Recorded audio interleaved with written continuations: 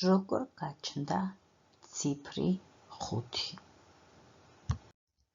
ციფრთა ჯადოსნურ სამყაროში, სადაც მზე ყველაზე მეტად ანათებს და ბუნებას მხიარულად ეთამაშება თავისი ჯადოსნური სხივებით. კეთილფერიას ადრიანად ეღვიძება და იწყებს ციფრთა თვლას. 1, 2, 3, 4. კიდევ ერთხელ გადავთვალო. 1, 2, 3, 4. კარგია, მაგრამ მგონი საკმარისი არაა.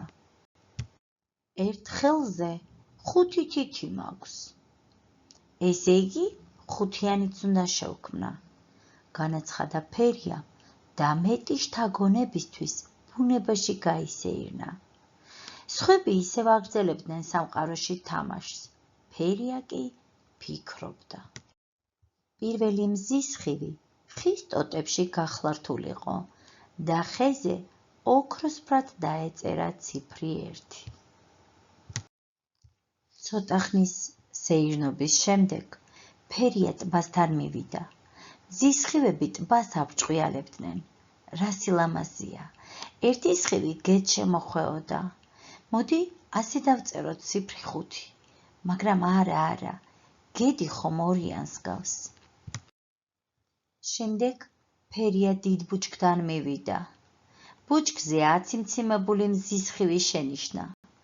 ეს არ გამომადგება. ეს 3-იანია. ხო, 3-იანს გავს.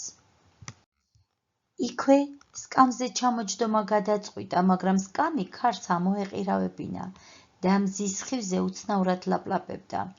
ესეც ციფრი 4-ია, თქვა ფერიამ და სკამი ჯადოსნური ჯოხის 1 აქნევით გაასწორა. 5 როგორ დავწერო? საგონებელში ჩავარდა ფერია. უეცრად კატის მხიარული კნავილი შემოესმა. ერთი ცელქის სხივი ფისოს შემოხვეოდა და უღიტინებდა.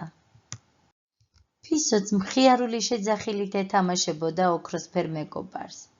5, ციფრი 5 შეძახა ფერიამ და თავის ჯადოსნურ დაფაზე სასწრაფოდ შემოხაზა 5-იანი. აბა ახლა კიდევ ერთხელ დავითვალო. 1, 2, 3,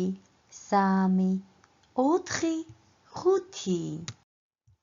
მას შემდეგ ციფრთა ჯადოსნურ სამყაროში 5-იანმა საპატიო ადგილი დაიკავა 4-яნის გვერდით.